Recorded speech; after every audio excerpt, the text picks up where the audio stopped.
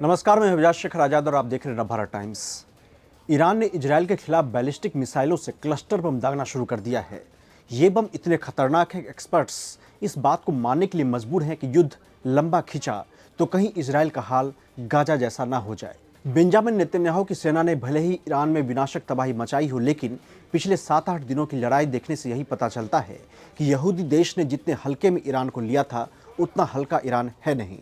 Israel defence forces home front command ने कहा है कि बैलिस्टिक मिसाइल पर लगा वारहेड करीब 23,000 फीट यानी 7 किलोमीटर की ऊंचाई पर फट गया और करीब 20 सबम्यूशन निकले।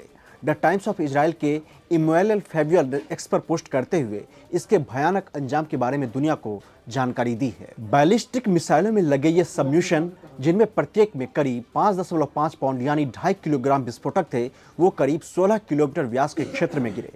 यह पहली बार है या नहीं जब ईरान ने इजरायल पर हमलों में क्लस्टर म्यूनिशन पेलोड के साथ बैलिस्टिक मिसाइल का इस्तेमाल किया है, यह फिलहाल साफ नहीं है, लेकिन इन बमों ने इजरायल में भयानक तबाही मचाई है। अब सवाल यह है कि ईरान ने इजरायल पर कौन सी बैलिस्टिक मिसाइल दागी है।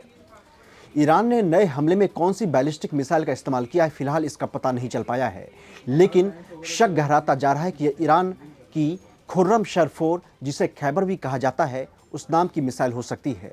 हालांकि सोशल मीडिया पर वायरल जो फुटेज दिखाए जा रहे हैं वो साल 2023 में किए गए मिसाइल टेस्ट के दौरान की हैं, न कि ताज़ा हमलों की। फिर भी एक्सपर्ट्स का मानना है कि खुर्रम-शर-4 ईरान की सबसे शक्तिशाली MRBM यानी मीडियम रेंज बैलिस्टिक मिसाइल है, जिसकी रेंज 2000 किलोमीटर तक मानी जाती है। ये मिसाइल करीब 1500 किलो से ज़्यादा का पेलोड ले जाने में सक्षम है, जो क्लस्टर म्यूनिशन जैसे युद्ध टेक्नोलॉजी के लिए सबसे शानदार हो सकता है। खुर्रम-शर सीरीज की यह डिजाइन नॉर्थ कोरिया के BM-25 मिसाइल पर आधारित है, जो खुद सोवियत स्कड टेक्नोलॉजी से प्रेरित है। यह मिसाइल काफ़ी तेज स्पीड वाली होती हैं और काफ़ी तेज़ी से इसे लॉन्च किया जा सकता है। इसके लिए इसमें ठोस ईंधन का इस्तेमाल किया जाता है। इसका सबसे बड़ा फायदा ये होता है कि एयर डिफेंस सिस्टम के लिए इसे रोकना अत्यंत मुश्किल बन जाता है। तरल ईंधन वाली बैलिस्टिक मिसाइलों की तुलना में ठोस ईंधन वाली बैलिस्टिक मिसाइलों को लॉन्च करने में काफ़ी कम वक्त लगता है। ईरान ने खुर्रम-शर परिवार की कई मिसाइलों का टेस्ट किया है, जिनमें सबसे हाल में ही खुर्रम-शर-4 है, जिसे 2023 में सार्वजनिक रूप से पेश किया गया था।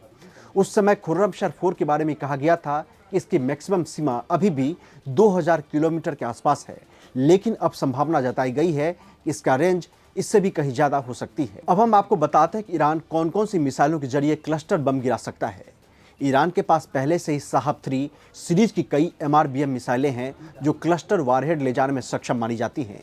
इमाद और याकद्र मिसाइलें इन्हीं साहब-3 मिसाइलों के एडवांस वेरिएंट हैं, जिन्हें पिछले हफ्ते इजरायल पर दागा भी गया था और पोस्ट स्ट्राइक मलबे से इस बात की पुष्टि भी हुई है।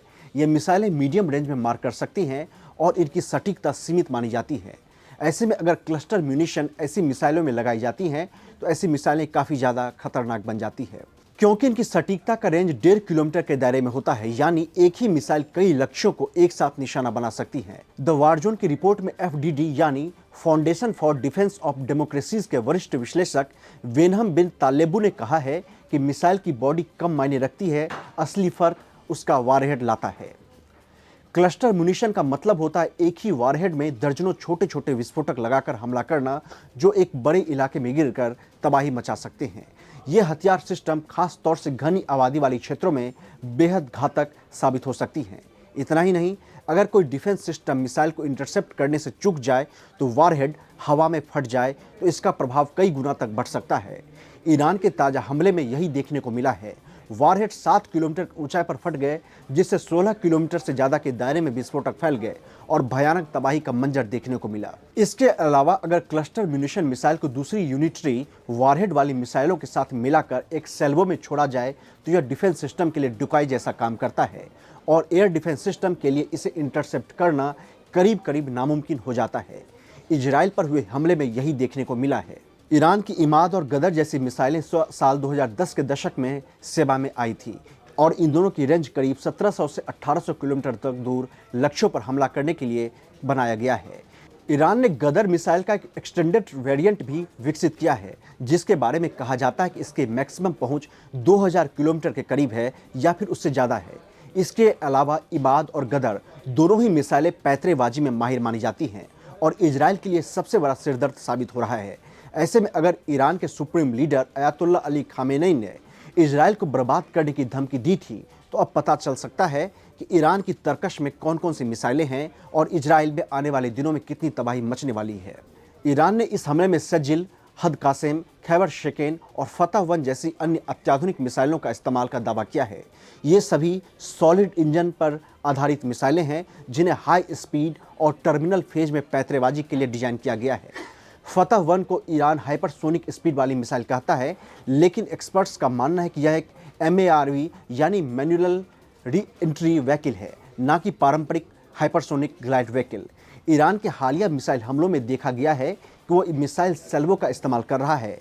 इजराइल के एयर डिफेंस सिस्टम परिवार में एरो, डेविड स्लिंग और आयरन डोम जैसे एयर डिफेंस सिस्टम हैं, लेकिन अब देखने को मिल रहा है कि ये काफ़ी कम प्रभावी साबित हो रहे हैं और इसकी सबसे बड़ी वजह क्लस्टर म्यूनिशन वॉरहेड हो सकती है, जो काफ़ी ऊंचाई पर फट जाते हैं, जिससे इंटरसेप्ट करने की संभावना काफ़ी कम हो जाती है।